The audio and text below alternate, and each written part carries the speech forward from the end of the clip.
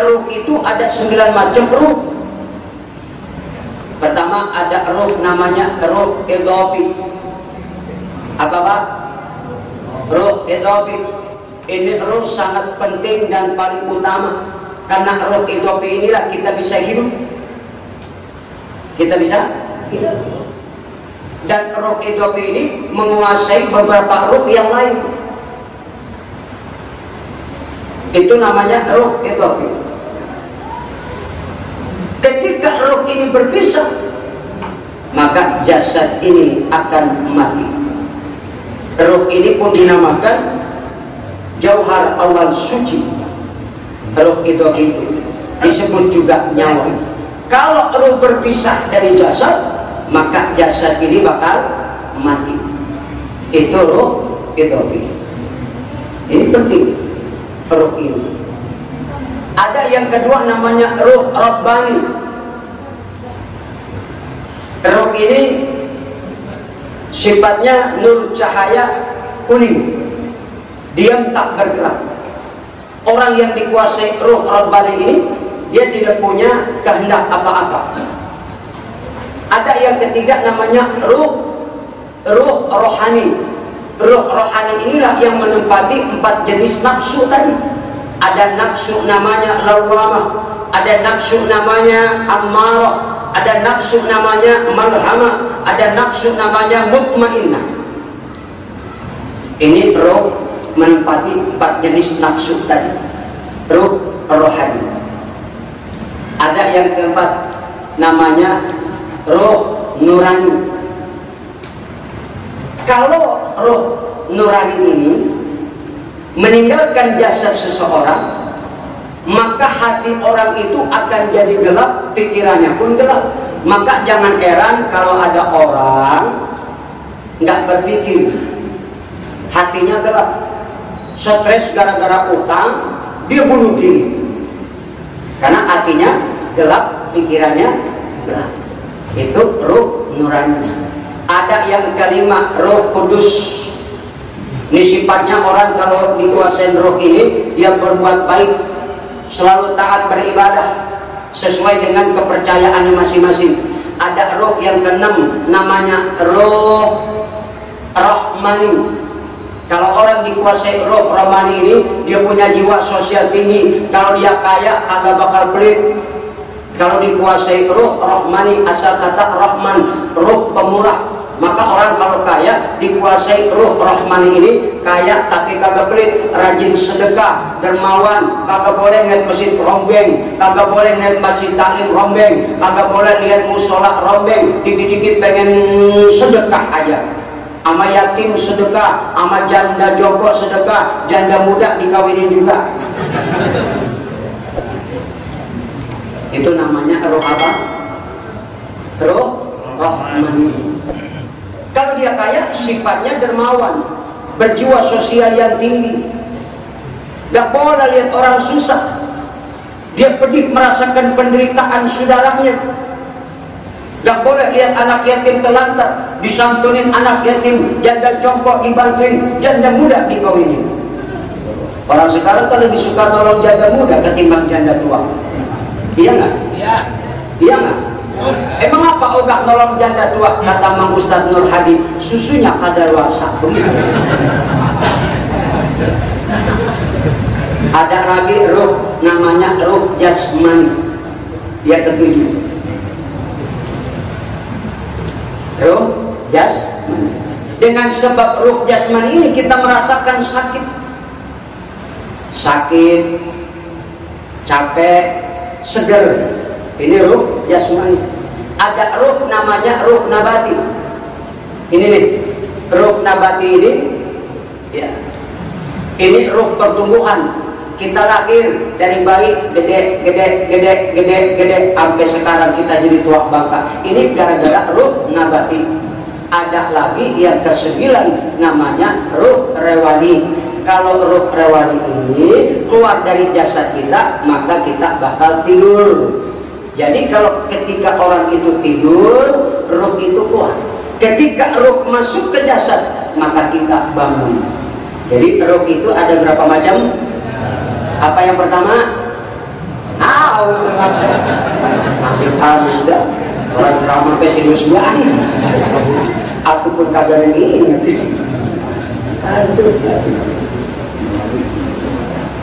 Itu.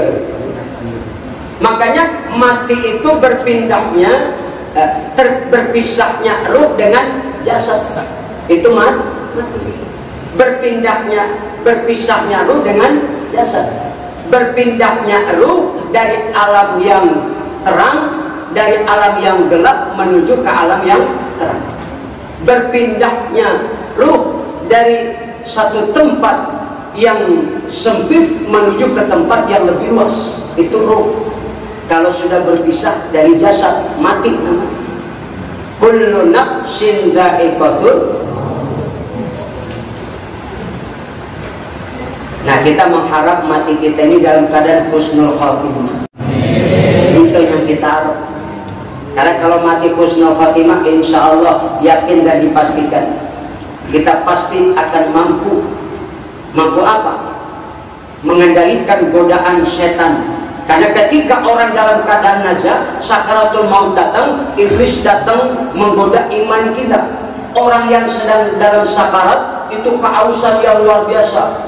Ibarat setahun kagak kena air, iblis datang membawa segelas minuman, ditawarkan air itu, fulan, maukah engkau ini segelas minuman? Mau, tapi dengan syarat, jangan kau sembah Allah, sembah aku, iblis sebagai Tuhanmu. Kalau iman kita lemah, diterima itu air, mati kita dalam keadaan kafir. Nah, itu bilangin.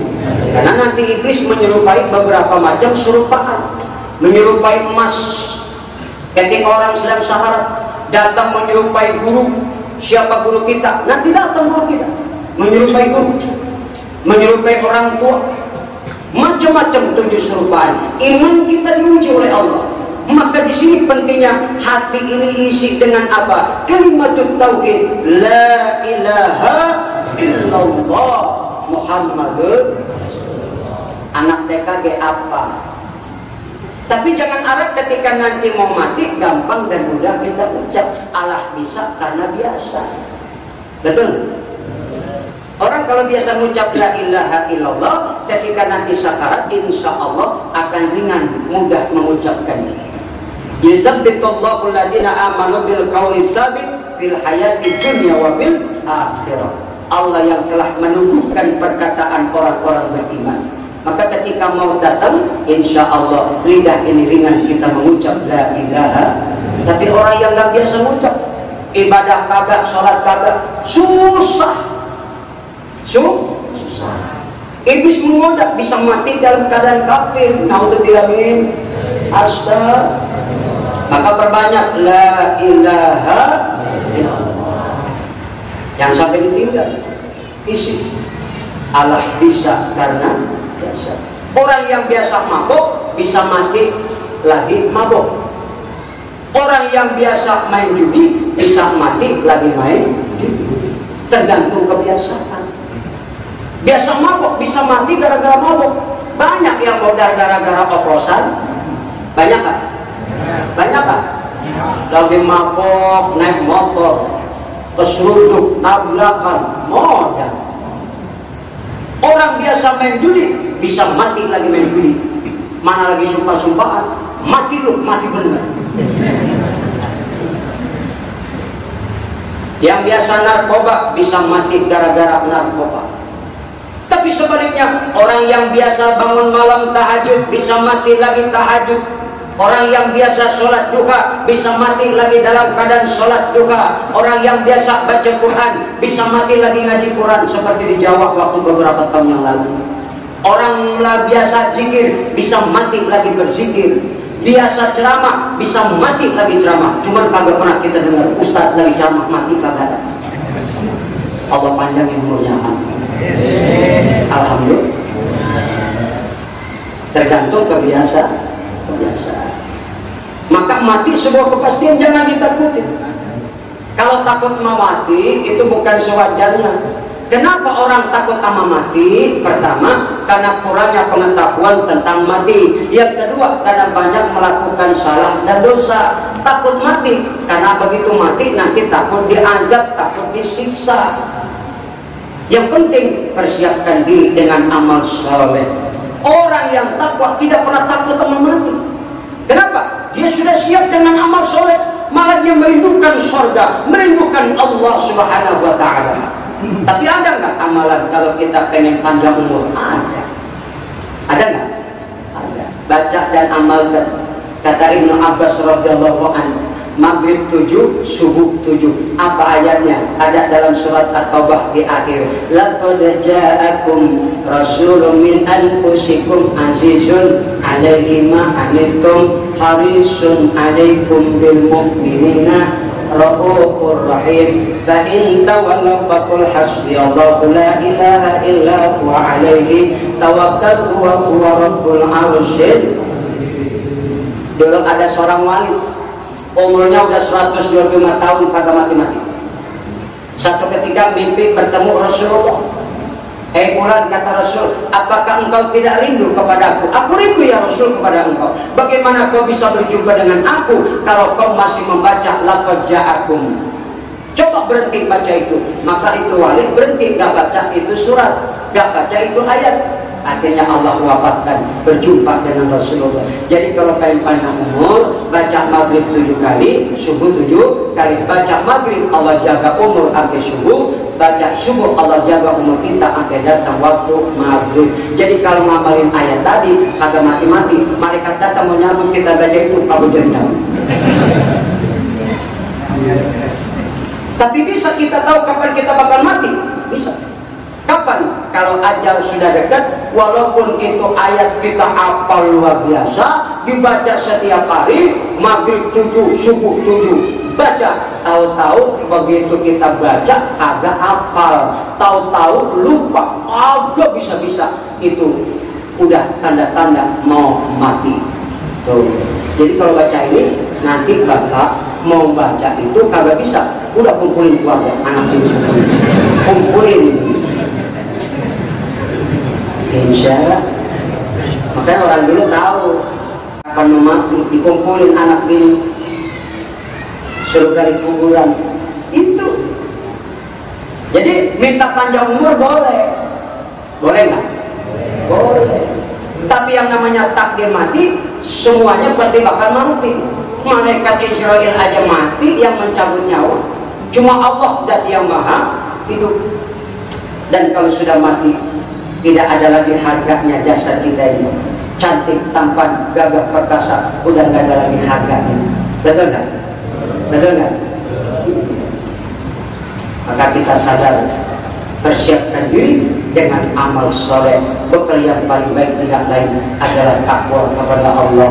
Mudah-mudahan iman kita semakin bertambah, ketakwaan kita semakin meningkat, insya Allah. Sekaya apapun kita pasti bakal mati, setinggi apapun jabatan kita pasti bakal mati, sehebat apapun pasti bakal mati. Kalau yang mati orang beriman, maka datang malaikat, dia akan bertanya, marrabbuka.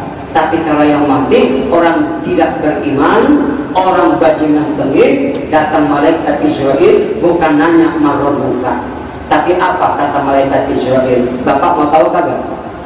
Mau tahu nggak? Siap nggak ini dengannya? Siap nggak? Kalau orang kafir datang malaikat mencabut nyawa, nggak nanya marrabbuka. Orang bajingan tengik datang malaikat nggak tanya marrabbuka. Tapi apa kata malaikat Israel? Mau tahu nggak? Mau dengar nggak? Siap nggak?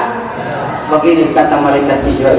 Wow, wow, wow. Ini kata malaikat. Jadi itu ruh dibentak sama malaikat. Karena saking takut nggak mau keluar, digedik sama malaikat. Mau dibilangin astaga. Ya. Barangkali ada ibu-ibu bangga jadi orang kaya, beli pakaian nggak kenal tanah abang, Amerika, Singapura, Malaysia.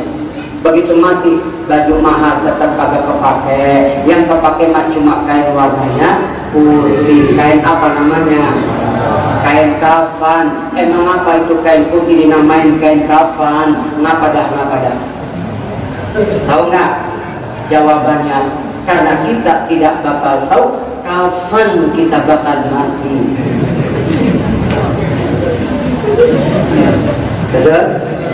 Ya, karena mati dirahasiakan Allah. Persiapkan diri dengan amal soleh sehingga satu saat ajal datang kita sudah siap dan kita insya Allah mati dalam keadaan husnul khatimah. Semoga almarhumah ini termasuk orang yang ahli ibadah, ahli berbuat baik. Beliau memang sayang banget sama saya. Saya sedih juga, gak sempat kemarin. Mudah-mudahan Allah ampuni segala dosa-dosanya. Terima kasih. Mohon maaf. Semoga insya Allah ada manfaatnya, menjadi pelajaran buat kita, dan semoga insya Allah kita semuanya diberikan oleh Allah keistiqomahan, kekuatan iman dan Islam. Al-Fatihah.